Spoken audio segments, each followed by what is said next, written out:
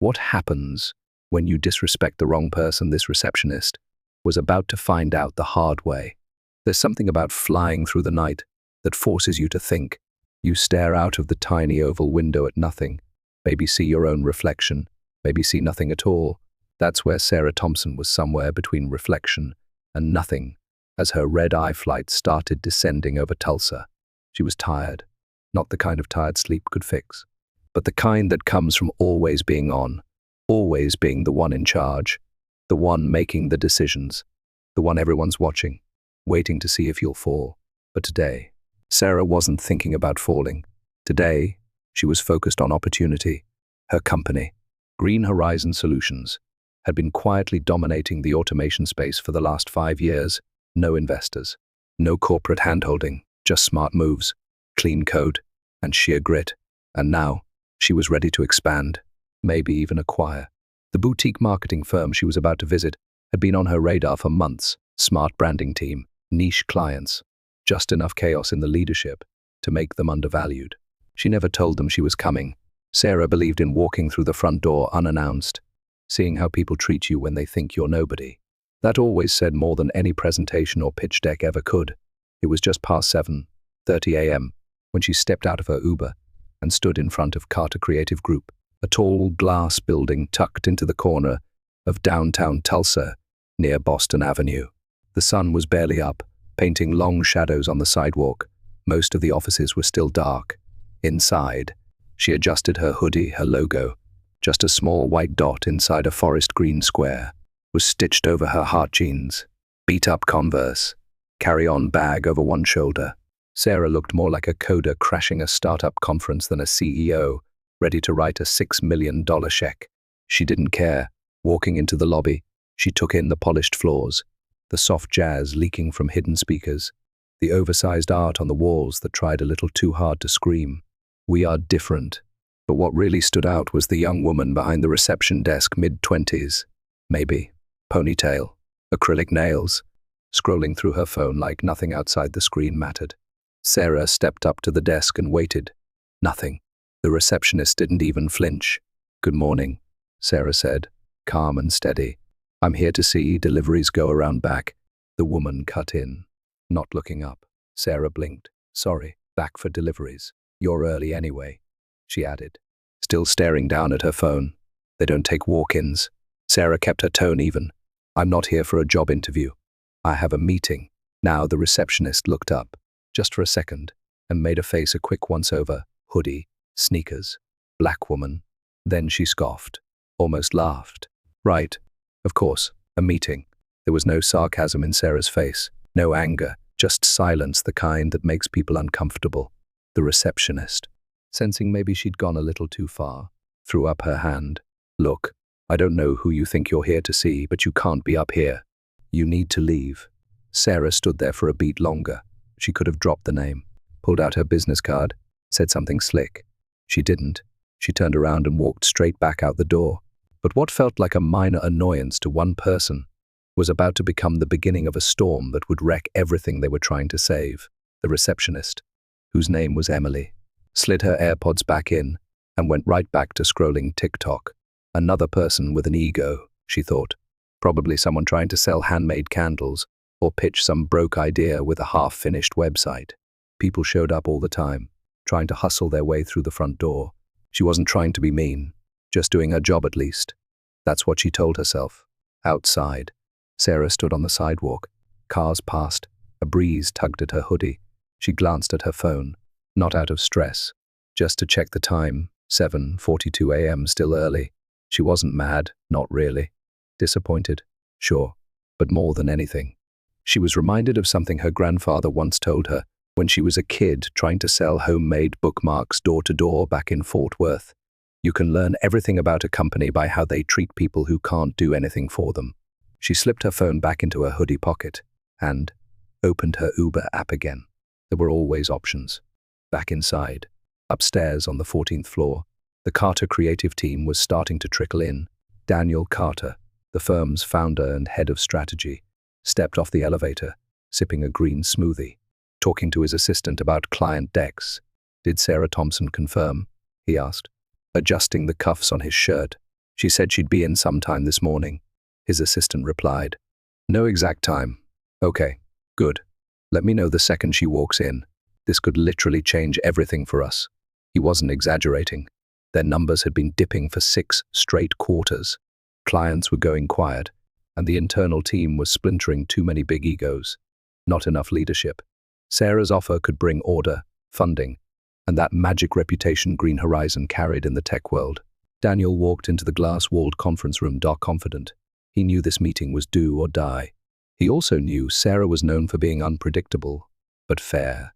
All they had to do was show they were worth the investment. By 8:15, the whole leadership team was in the building. Decks were loaded. Coffee was poured. Daniel was rehearsing his opening pitch in his head when his assistant poked her head into the room. "She's not here yet." Daniel frowned. "What do you mean, she's not?" "Downstairs. No one's checked in at the front desk. I just called Emily." "Call her again." They did. Twice. Still nothing. At 8:34 a.m. Daniel personally took the elevator down to the lobby. He spotted Emily, chewing gum and scrolling as usual. "Did a woman come in earlier?" he asked.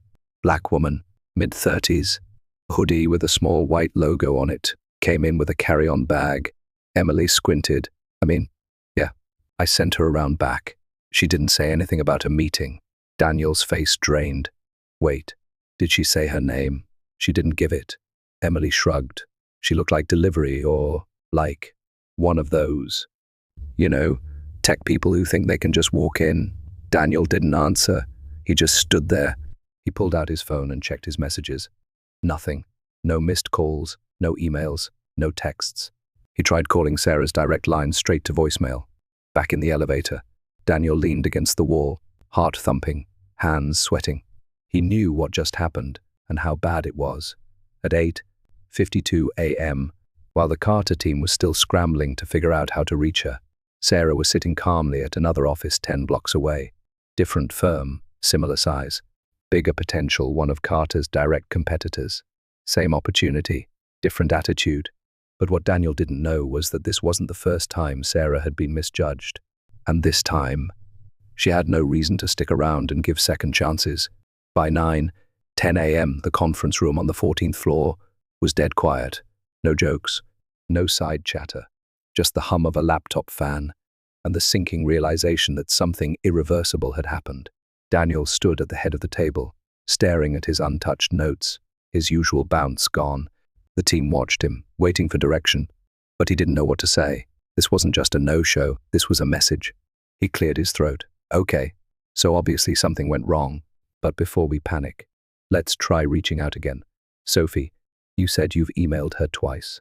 His assistant nodded. "No response. I left a voicemail too. And I double-checked we did confirm this meeting last week." Everyone glanced at each other, the air thick with unspoken tension. Michael Reed, head of business development, leaned back in his chair, arms crossed. "This isn't about confirmation," he said. "Somebody screwed up downstairs. That's what happened." All eyes turned to Daniel. He sighed and rubbed his eyes. Emily said she thought Sarah was delivery. Silence. Then Lauren Pierce, their brand director, narrowed her eyes. "Wait, she what?" She didn't recognize her. Told her to go around back. Lauren dropped her pen on the table. "You're kidding me." "I wish I was." Michael stood up. "Okay, so what are we doing? Just sitting here? This deal was our last shot at keeping this place from going under. Let's just slow down." Daniel started, but Michael cut him off. "No, Daniel, let's not slow down. Let's talk facts. We've got less than 3 months of cash left. Half our clients are ghosting us. We've laid off 7 people in 2 months. And you told Sarah this morning was critical. And now she's ghosting us." Lauren slammed her laptop shut. "If someone had treated me like a nobody in the lobby, I wouldn't come back either." Daniel didn't argue. He couldn't. He looked down at his notes again, carefully written bullet points about alignment. Synergy.growth all useless now. He checked his phone one more time. Still nothing. Meanwhile, Sarah sat in a quiet corner office with James Logan, founder of a smaller but fast-growing firm called Finch Dynamic Solutions. They'd been on her radar for a while too, but they hadn't made the top of the list until this morning. James, dressed in a black t-shirt and slacks, leaned forward, elbows on the table. So, what made you change your mind? Sarah smiled faintly. Let's just say someone reminded me how much first impressions matter. James grinned. Fair enough. She liked James. He didn't oversell. He listened. His team had greeted her at the door, even offered her breakfast. Nobody had asked her to prove who she was, and that was everything. By 9:45, Daniel was back in his office. Door shut, blinds down, his laptop open to a spreadsheet that no longer mattered. And out in the lobby, Emily was still on her phone, chewing her gum, unaware that her two-sentence brush-off had just cost the company everything they were fighting to hold on to. But this wasn't just about one bad decision, because for Sarah, what happened at that front desk was about something much deeper, something that had been building for years. Sarah hadn't always been CEO Sarah. There was a time, not that long ago, when she was just another name on a list, another applicant, another quiet voice in a loud room that never stopped to listen. Back in 2009, she was living in a small apartment in Topeka, Kansas, working 2 jobs, one at a grocery store and the other cleaning offices on the weekends. Every night, she stayed up teaching herself how to code on an old, cracked laptop she'd found at a pawn shop. Nobody handed her anything. She learned by building ugly websites for local barbershops, messy JavaScript buttons that barely worked, but each project got better, cleaner. She picked up freelance gigs, started reading startup forums at night like they were gospel, what some folks called obsession, she called survival. Her first real break came in 2013 when she got hired as a junior developer at a company in Wichita. They paid her $38.0 a year. She felt like she'd made it. But even then, it was clear people like her, black, young woman, no Ivy League background, had to work twice as hard just to be seen. There were times she'd walk into client meetings and get mistaken for the assistant, or the intern, or worse, ignored completely. She'd introduce herself and watch as people looked right past her. But Sarah didn't complain. She watched, she learned, and she kept notes. Every time she got dismissed or disrespected or downplayed, she added it to a list in her phone, not as fuel for anger, just a reminder of who she didn't want to become if she ever got the chance to be on the other side of the table. In 2016, she launched Green Horizon Solutions out of a co-working space in Albuquerque, New Mexico. No funding, no mentors, just an idea to make automation tools that small businesses could actually afford. Most people didn't take her seriously until they had to. Within 3 years, her tools were being used by over 12.00 companies. Quiet growth, no fluff, just results. She never forgot how it felt to be ignored, which is why the incident in that Tulsa lobby didn't surprise her. Not really. Sarah wasn't angry because someone made a mistake. She was disappointed because the mistake was made by someone who should have known better. Someone who could have been her 10 years ago. Someone who had the chance to see her and chose not to. And deep down, what hurt the most wasn't the disrespect. It was the pattern still happening, still automatic. She'd walked into that building prepared to give Carter Creative a second life, and they'd met her with indifference. She didn't want pity. She didn't even need the deal. But she believed in rewarding people who treated others right, even when they didn't know who was watching. That belief was what led her to James Logan's office that morning. And James, he didn't waste time.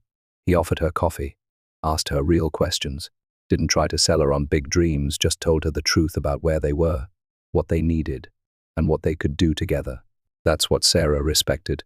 By 10:20 a.m., they were already talking numbers. Meanwhile, back at Carter Creative, Daniel was rewriting his own internal pitch, not to Sarah, but to his board, trying to buy time, trying to explain what couldn't be undone. But time wasn't on his side anymore because Sarah was about to make a move that no amount of backpedaling could fix. By noon, the contract was already in draft. Sarah didn't play games. She moved fast when her gut told her something was right. And everything about Finch Dynamic Solutions felt right. The numbers weren't as flashy as Carter's, but the energy was different, fresh, hungry, real. James Logan leaned back in his chair, eyes wide as he scrolled through the outline of Sarah's offer. "Wait," he said slowly. "You're serious?" Sarah looked up from her cup of tea. "You said you wanted to scale." "I did. I do. I just didn't think it'd happen today." She gave a small shrug. "Timing isn't always convenient, but it's usually honest." James nodded, still stunned. Her offer was simple: full acquisition of his company, with room for him and his core team to stay on and lead their new division. No layoffs, no takeover drama, just growth with purpose. The only thing she asked in return: respect for people, for process, for potential, no matter what form it walks in wearing. James signed the letter of intent an hour later. Across town, panic had turned into damage control. Daniel had been calling everyone he knew, trying to get someone, anyone, to reach Sarah. He even went as far as DMing her on LinkedIn, which he hadn't used in months. Still no response. Lauren knocked on his office door around 1:30, holding her phone. "You need to see this," she said, walking in without waiting for permission. She turned the screen toward him. It was a tweet from Sarah. Just 6 words: treat everyone like they own the place. Under it, a photo, the skyline view from Finch Dynamic Solutions conference room. No tags, no drama, just a quiet flex. Daniel stared at it for a long time. It wasn't just a missed meeting anymore. It was a message, and everyone in their industry would see it. By 3:00 p.m. rumors were flying. People in their network started whispering about the failed acquisition, about the cold reception, about Sarah's walkout. Clients were texting Lauren, asking what was going on. Internally, the team knew it was over. Michael had already emailed his resume to 3 different agencies. Emily, she hadn't even realized she was at the center of it all until Lauren pulled her into a side meeting. "You know the woman you brushed off this morning?" Lauren asked, arms folded. "Yeah, why?" "That was Sarah Thompson." Emily blinked. "Like the Sarah Thompson?" "Yes." The silence was brutal. Emily's face turned pale. She fumbled for words, but nothing came. No apology, no excuse would matter now. She tried to laugh it off at first, said it wasn't personal, that she didn't know. But Lauren wasn't having it. You don't get to not know, not when your job is to see people. Back in her office, Sarah finished her last meeting of the day and leaned back in her chair. The sun was starting to dip, casting long shadows on the wall. She'd made her decision. The paperwork was moving, and Carter Creative was no longer a concern, not because of revenge, because it was never about them to begin with. It was about staying true to what built her success in the first place, knowing her worth and walking away when others don't. But while Sarah had already moved forward, Carter Creative was about to learn just how expensive a small moment of disrespect can be.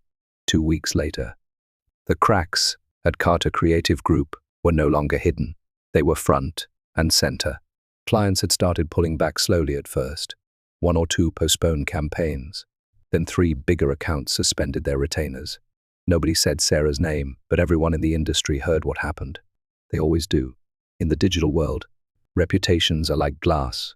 One careless drop, and everyone watches the pieces scatter. Daniel tried to hold the team together.